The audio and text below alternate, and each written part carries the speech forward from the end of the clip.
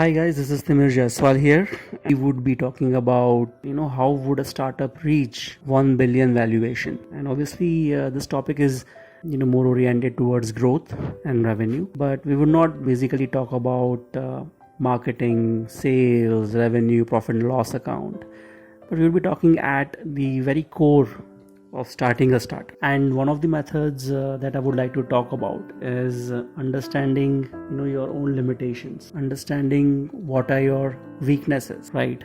Everyone would focus on their own strengths, the opportunities, but it's very important to understand what are the limits, right? If you understand your own limits, then you know where you have to work on, what are the areas where you have to excel, right, to achieve your goals. So starting a startup, right? Starting a startup, as the phrase says, what are the things required to start a business? First thing that is required is understanding what solution do you want to provide to the consumer, to your target audience, to the person who is going to buy your product or service. So defining what solution you want to provide, and also understanding where is the problem, because without a problem you cannot go for a solution. Now, defining a problem, there are multiple ways of doing it. So the first thing is understanding what you are passionate about. Are you passionate about recycling? Are you passionate about food? Right? Are you passionate about fashion and clothing? Are you passionate about technology, digital transformation? So based on your passion, you need to basically identify how does your passion solve a problem, and is that problem actually a problem? That is also a question. So it is very important to understand that we are not just having a problem which is imaginary. The problem statement itself has to be based on some kind of a foundation. Now those foundation can be derived from various sources. One of the source would be market research. Now let's say, for example, you are passionate about food, or let's say you are passionate about technology.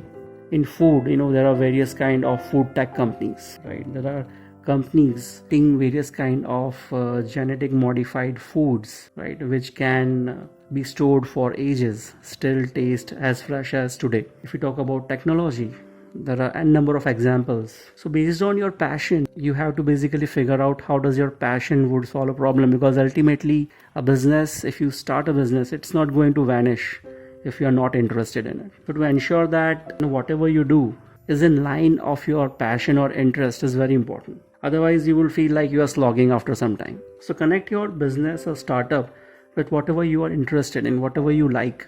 Now, the best way is doing the market research part. Very important, understanding which territory you want to go ahead with. What is the data talking about, the area of interest that you have. One of the good sources of understanding this would be identifying various market research companies. One of the top players would be AC Nielsen. They have very good data surrounding various subjects, various topics, products, industries, categories. So you can use that as a benchmark to get hook of the reality. Once you understand that, this is the reality, this is what people react to various kind of products, services, environment, industry, and so on, you will have a better understanding of what are the problems they are facing. Second part would be to come up with a questionnaire. This questionnaire would be more linked to going out there, talking to your probable target audience, your probable customers, or your to-be customers for your solution. Asking them questions regarding what you are offering, how would it impact their life. Based on your questionnaire, right,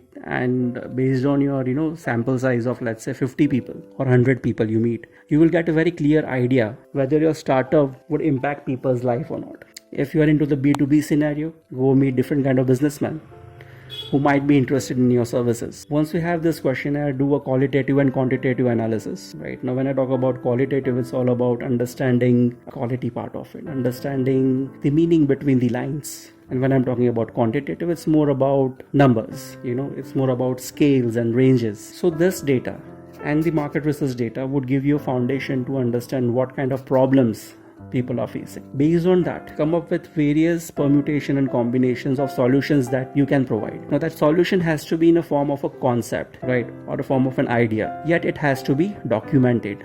It cannot be in your mind. Ultimately, that document would help you further refine your concept and make it more feasible. So document various kind of ideas, various kind of concepts. Based on those concepts, you can basically do a feasibility check whether your idea is more suitable for digital platforms or it is more suitable for creating a physical product. It should be on various kind of shelves. So this is the approach that I recommend to anyone who is looking towards defining a problem statement and figuring out a solution which can act as a concept or starting a start. Feel free to get in touch with me if you have any questions. Thank you very much.